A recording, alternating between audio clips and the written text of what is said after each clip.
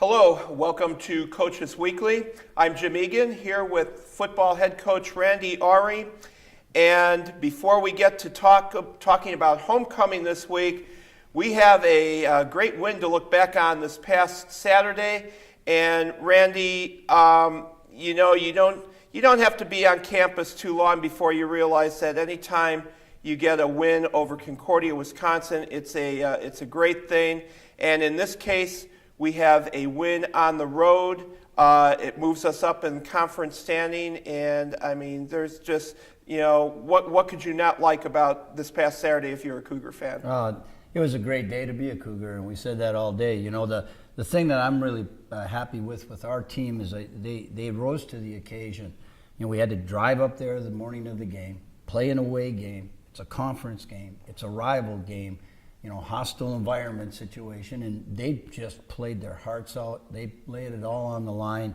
I can't say enough good things about this football team. They really are rising to the occasion, and no matter what adversity had happened throughout the game, and we did have things, ebb and flow all throughout the game, they just kept getting after it, and they didn't get down, and didn't matter. They just kept going, and so after the game, I think I don't know, it was probably 3 days later before we still walk around campus today. Everybody's got a big smile on their face. So it is very nice, and it's nice to be able to see now some of that hard work pay off for these guys.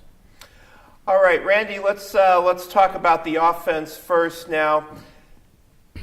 This team has been scoring points all season, and I thought that this game in particular was just your total offensive performance. I mean, you start the game, and Rob Granquist is hot. In the first half, I mean, we had two receivers already over 100 yards receiving, Rashad Lofton and Ryan Allison. And then in the second half, it's like, oh yeah, we've also got this freshman at running back, and he was at 90 yards at half, but that third quarter was just stunning to watch him go. And I mean, you were just hitting Concordia, Wisconsin in every aspect, and they had no answer for it. Well, I think we got to start right where it all begins. Our offensive coordinator, Jim Kiernan, our O-line coach, Ron Tyner, they did a fantastic job. Mike Peters is our wide receiver coach, and Ryan is our running back coach. They done what they put together as a game plan was awesome.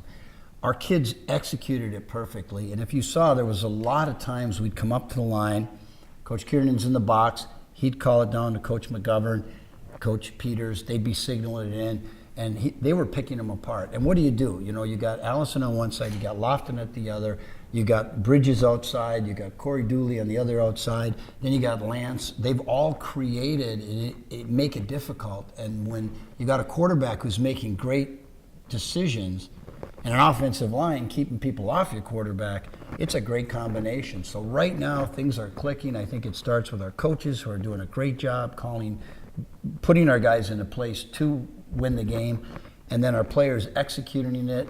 Again, the O-line, they're the guys nobody talks about, but without them, you don't have anything. So your whole offense has to begin right there.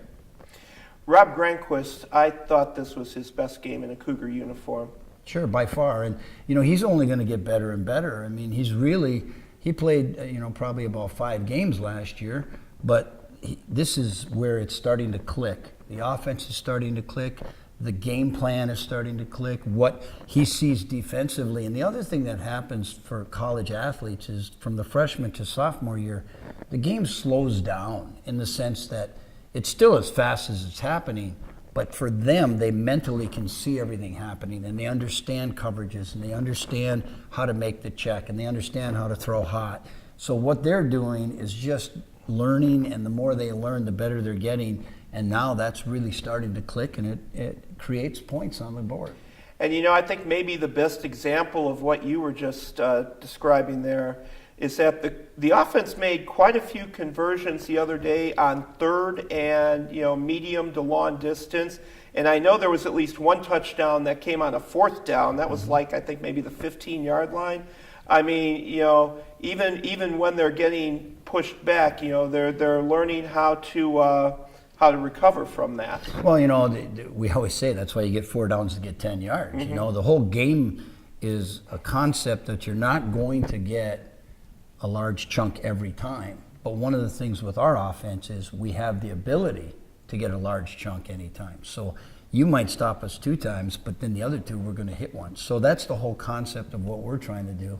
And with the weapons that we have going right now and the guys that are in there, they're really performing.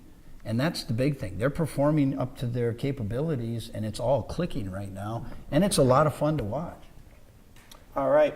Now let's talk about defense for a few minutes. People may look at the score and see 38 points, but I mean the defense was as big a part, especially in the first half of that game. I mean, we score the opening points. Mequon comes back and gets their first touchdown, but after that, I mean, there was just a lot of big plays on defense going on, and no turnovers. Just keeping them under control and frustrating them. We'll talk about a few of the individuals responsible for that in a minute, but overall, I think our defense surprised them. They kind of frustrated what they wanted to do. Well, I think Coach Mike Jussick, who's our defensive coordinator, did a great job. Eric Finney, our DB coach, and John Preston's our D-line coach. And our D-line had a lot of pressure on their quarterback all day long. We had some stunning that Coach Jussick had called that got A.J. Seidler, some sacks and some tackles for losses. We just were able to keep them off their game enough. And, in today's football, it's so hard when you're spreading the field to defend. I mean, look at every league, anywhere you go, the scores are all very high. I mean, back in the 80s and 90s, the scores were 10 to 12 or, 20 to 21 type. Mm-hmm. Now they're all up in the 30s and 40s, and that is because offense puts people in the stands and they want it. Everything's designed. The rules are designed for the offense to be successful. So what we do and we're trying to do on offense is take advantage of that. And defensively, very difficult to stop. I think one of the things that helps us is because of the style of offense that we have, we do see that all throughout camp and all throughout the year.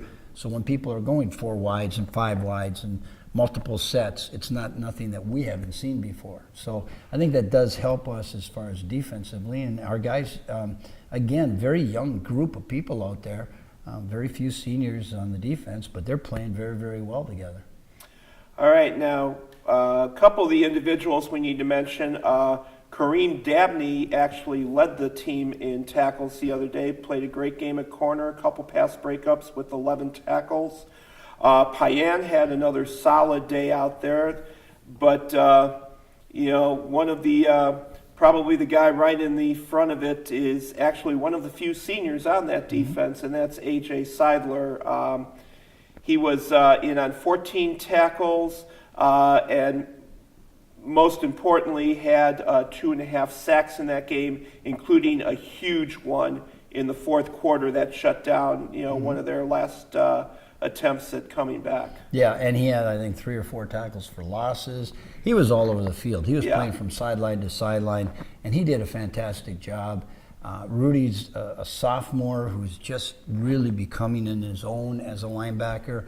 Kareem, one of the reasons we had a man-to-man out there almost all day, and they just kept trying to throw little hitches and then hope to break it for a long one, and Kareem was coming up making all the tackles. So, the thing that he brings to the table that we didn't have in the past is we've got a secondary that is tough to throw on. And I think that really helps because now when you have corners that can cover, you can start doing other things with your front. And so I think the addition of Kareem Dabney and Demetrius Rufus on the other side have really helped us as far as our corners. And then we've got some young safeties out there that are playing really aggressive, hard-hitting football too. All right, this weekend now, homecoming against Lakeland. Lakeland coming off an interesting game on Saturday, one of those high-scoring ones that you were referring to a moment ago. And, Lakeland's defending champion of the conference, but right now there are a lot of teams that are really starting to make their case, including the Cougars. And I can't help but think there are going to be so many subplots going on in the game this week, and just with the atmosphere of a homecoming, this is going to be a tremendously fun game to watch. Well, it'll be a great test for us. I think if you watch film, Lakeland is the best that we've seen on film. They're a very good football team, well coached. They've got a lot of good athletes on that field. One of the things that made it difficult this last week for them is they're not playing any more home games. All of their games are on the road. They have to travel about 14 miles to the local high school to play their home games because their field had gotten trashed. So you got to understand that they put all their team on a bus, fully dressed, drove them 14 miles, got off that bus. It's an away field, and then they had to play a game. So I don't think they really mentally were ready for that situation, and I think WLC had a great game plan, and Lakeland made a few dumb mistakes, fumbles and giveaways and block punts and stuff like that really you can't afford to do in a big game. So our situation, bringing them here, we really like having our chances at home. We've got to play sound, solid football. We got to play 60 minutes. We got to play error-free, and it's going to be exciting. It's going to be fun. It's a homecoming game, and we got to see. It's a good test. We got to see how good we are. You want to be the champ, you got to beat the champ, and so we got them at our place.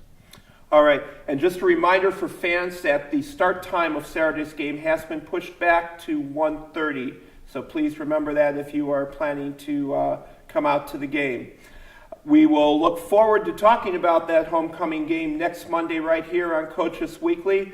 For head coach Randy Awrey, I'm Jim Egan. Thank you for watching Coaches Weekly.